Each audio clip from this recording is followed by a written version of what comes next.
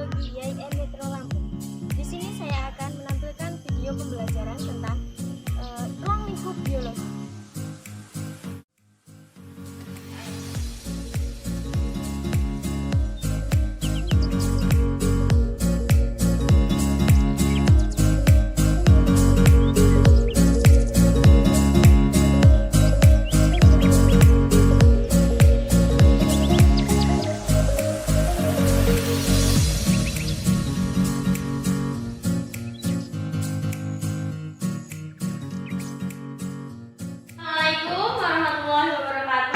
Waalaikumsalam warahmatullahi wabarakatuh. Selamat pagi anak-anak. Pagi Bu. Oke, sebelum kita belajar pada pagi hari ini, sebaiknya kita berdoa terlebih dahulu. Berdoa mulai. Doa selesai. Oke, bagaimana kabarnya hari ini? Baik. Oke, hari ini ada yang nggak berangkat nggak? Ada ya Bu. Siapa? Mega Bu. Oh, ya udah, ibu absen dulu ya. Ya. Bisa berangkat nggak? Berangkat Bu. Mulan? Berangkat. Oh, semua berangkat ya, yang nggak berangkat Mega. Ya Bu. Jujur. 3. Oke, hari ini kita akan mempelajari tentang ruang lingkup biologi. Ada yang tahu apa itu ruang lingkup biologi?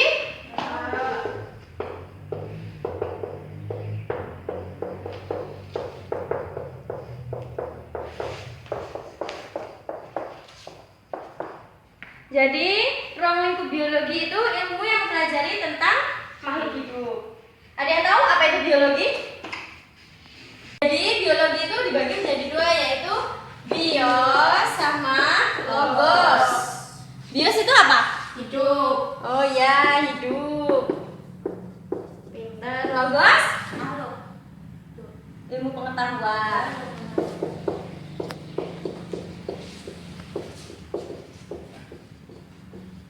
Jadi, biologi itu apa? Hidup. Jadi, pengetahuan hidup. Jadi, biologi itu ilmu yang mempelajari tentang makhluk hidup. Nah, kemudian ruang lingkup biologi itu terdapat ciri-ciri Makhluk hidup. ya, ciri-ciri makhluk hidup. Ciri-ciri makhluk hidup itu yang pertama apa? Manusia. Apa? Yang pertama, ciri-ciri makhluk hidup yang pertama. Ciri-ciri makhluk hidup berkaki 4. Yang pertama, bernapas. Bernapas atau respirasi. Ciri yang pertama, makhluk hidup itu bernapas. Bernapas atau Respirasi. ya, respirasi. Bernapas atau respirasi itu dibagi menjadi dua, yaitu aerob dan anaerob. Yang kedua apa? Ciri-ciri Jalan. apa? Jalan. Bergerak.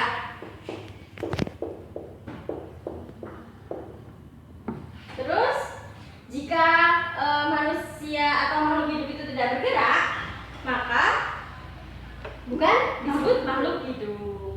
Nah, yang ketiga apa? 3. Mempunyai indera pendengar. Berkembang biak. Apa? Bernapas, bergerak. Apa? Bernapas, bergerak. Bereproduksi. Bereproduksi. Makhluk hidup itu bereproduksi agar tetap eksis di dalam hidupnya. Nah, yang keempat itu Tumbuh dan berkembang. bukan, beradaptasi. Beradaptasi. Jadi semua makhluk hidup itu harus beradaptasi kepada lingkungan. Jaga organisasi biologi. Ada yang tahu yang pertama itu apa? Jaringan. Bukan. Yang pertama itu molekul atau atom.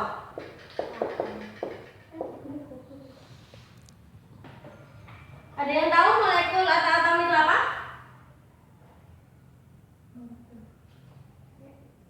Jadi makhluk hidup itu tersusun atas, misalnya ada protein, lemak atau lipid atau zat-zat lainnya.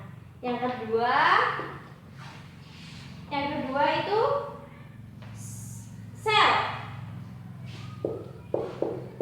Ada yang tahu sel itu apa? Sel.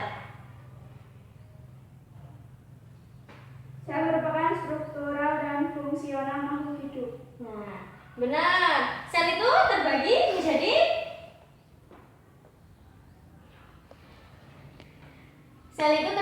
menjadi dua. Yang pertama, sel prokariot.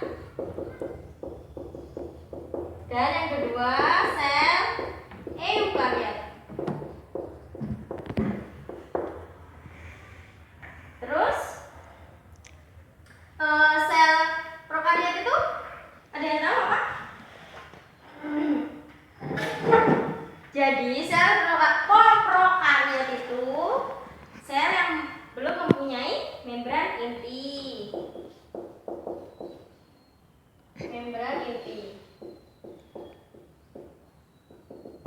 Dan eukariot itu sudah memiliki membran inti.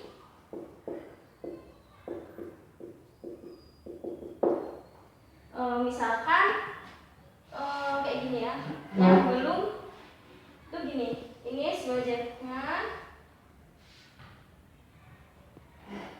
ini selnya, dan ini intinya. Jadi ini tidak diselimuti oleh membran inti, dan yang eukariot itu diselimuti oleh membran inti. Selain itu, makhluk hidup ada yang tersusun dari sel uniseluler dan sel multiseluler. Contoh uniseluler itu ada tahu apa? Contohnya itu bakteri. Kalau jadi di sini Ibu punya PPT ya. Ini terdapat cabang-cabang biologi. Cabang-cabang biologi itu adalah ada morfologi, anatomi, fisiologi, genetika, histologi, ornitologi, entomologi, Bakteriologi, virologi, mikologi, ekologi, mikrobiologi, bioteknologi. Nah, itu tadi cabang-cabang ilmu biologi. Banyak ya cabang-cabangnya. Nah, ini manfaat mempelajari biologi ya.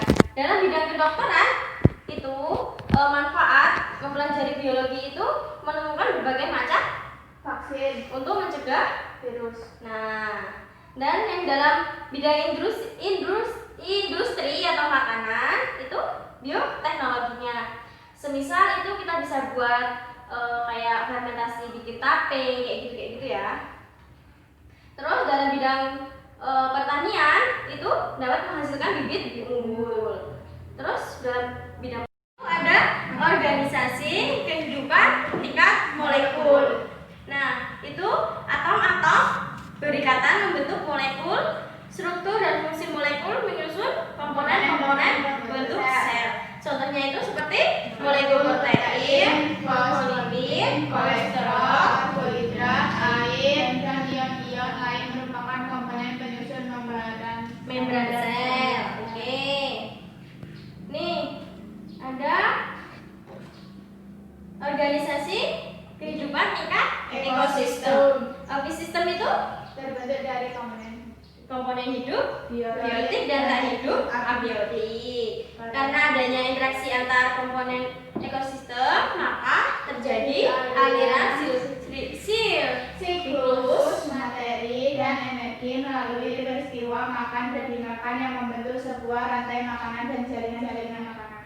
Contohnya itu seperti ekosistem air, kolam, ekosistem danau, ekosistem laut dan lain-lain.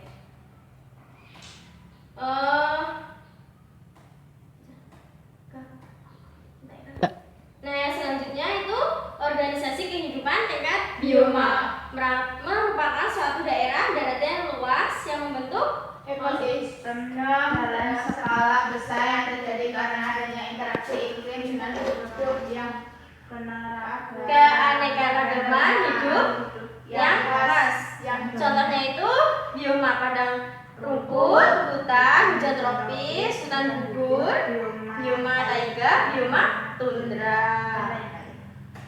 Dan selanjutnya itu ada metode ilmiah. Itu langkah-langkah dalam metode ilmiah itu merumuskan masalah, mengumpulkan data, penyusunan hipotesis, eksperimen, kesimpulan, uji kesimpulan. Oke, sikap-sikap ilmiah dalam bekerja ilmiah itu dapat membedakan fakta dan opini. Jadi kita tuh dapat membedakan mana yang fakta, mana yang benar atau yang salah. Dan berani dan santun dalam mengajarkan pertanyaan dan berargumentasi. Dan yang ketiga, mampu mengembangkan keinginan Pengetahuan. Dan yang keempat, melakukan kegiatan yang menunjukkan kepedulian terhadap lingkungannya. Nah, yang selanjutnya itu ada langkah-langkah metode ilmiah sebagai berikut, yaitu mengamati, mengelompokkan, mencari hubungan, Meramalkan atau memprediksi, membuat hipotesis atau menafsirkan bertanya, penerapan atau aplikasi, merencanakan percobaan, eksperimen, mengomunikasikan. Nah, udah ya. Nah, itu tadi materi tentang ruang lingkup biologi. Jika ada yang ingin ditanyakan atau kurang jelas, bisa ditanyakan. Silakan jika ingin bertanya didiskusikan. Iya, Nisa? Bagaimana manfaat manusia mempelajari biologi? Bagaimana Manfaat manusia mempelajari biologi. Oke. Terus ada lagi yang ingin bertanya, ditampung pertanyaannya. Ya, ulang. Ciri-ciri biologi sebagai ilmu pengetahuan. Oh, ya, nanti ya. Kan diceda kan. Ini pertanyaan Nisa tadi, manfaat manusia mempelajari biologi. Jadi manfaat yang diperoleh manusia mempelajari ilmu biologi itu adalah mendapat kesempatan untuk mendapat pengetahuan tentang dirinya sendiri, ya, dan lingkungan. Jadi biologi itu membantu untuk memahami dasar-dasar suatu penyakit, biologi sebagai pengetahuan dasar untuk beberapa bidang dan profesi, kayak gitu ya. Jadi itu bidang biologi itu sangat penting dalam kehidupan kita sehari-hari. Tentang mempelajari tentang kita lingkungan, tentang kesehatan kita, tentang penyakit dan lainnya. Dan yang kedua tadi pertanyaan dari Wulan ya. Ciri-ciri biologi sebagai ilmu pengetahuan. Jadi ciri-ciri sebagai ilmu pengetahuan itu yang pertama itu memiliki objek kajian. Dan yang kedua itu memiliki metode yang seperti yang Ibu jelaskan tadi ya. Dan yang ketiga itu ada bersifat sistematis dan yang keempat itu bersifat universal. Oke, nanti pertanyaannya sudah dijawab ya. Jadi sekarang Ibu yang bagian bertanya. Ibu bagi soal untuk kalian nanti dijawab. Nanti kalian presentasi ke depan ya. Didiskusikan. Itu dah. Gimana? Diskusinya udah selesai? Ada yang bisa? Ada yang ingin maju? Ya, bisa? Maju? Kita mau jelasin apa? Yang tentang apa? Morfologi. Oh ya, coba. Morfologi adalah cabang ilmu yang mempelajari bentuk. Ilmu ini seringkali digunakan dalam pembahasan biologi, bahasa Indonesia, dan geografi. Berikut penjelasan mengenai ketiga morfologi di atas. 1. Morfologi linguistik, yaitu cabang ilmu yang mengkaji dan mempelajari bagaimana sebuah kata terbentuk menjadi sebuah tatanan. 2. Morfologi biologi merupakan cabang ilmu yang mempelajari segala macam bentuk kehidupan, baik tumbuhan, manusia, maupun hewan. 3. Morfologi geologi atau geomorfologi merupakan cabang ilmu dalam morfologi yang mempelajari bagian luar bumi beserta batuan. Sudah? Sudah. Terima kasih Nisa, silakan kembali. Dan yang tadi yang kedua tentang anatomi. Ada yang ingin maju? Coba Wulan maju.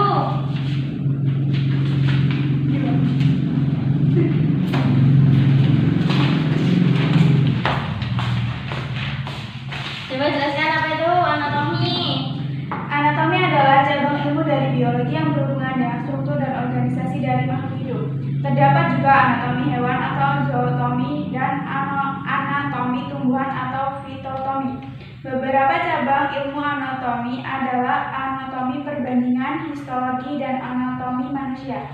Sekian, terima kasih. Oke, jadi ruang lingkup biologi itu dapat disimpulkan bahwa objek dari biologi adalah makhluk hidup, mulai dari tingkat atom, molekul, sel, jaringan, organ, individu, populasi, ekosistem, sampai bioma. Pada tingkat molekul biologi mempelajari berbagai macam struktur dan ciri molekul yang berperan dalam reaksi penyusunan dan pembongkaran biologi. Nah, itu tadi pelajaran kita hari ini tentang ruang lingkup biologi. Masih ada yang ingin ditanyakan? Oke, besok kita pertemuan yang kedua mempelajari tentang virus ya. Jadi tolong dipelajari materi tentang virus di LKS-nya. Baik, terima kasih untuk hari ini. Jika ada tutur kata atau tingkah laku ibu yang tidak berkenan, ibu minta maaf. Ibu akhiri, wassalamualaikum warahmatullahi wabarakatuh. Waalaikumsalam. Video pembelajaran tentang ruang lingkup biologi. Semoga bermanfaat. Wassalamualaikum warahmatullahi wabarakatuh.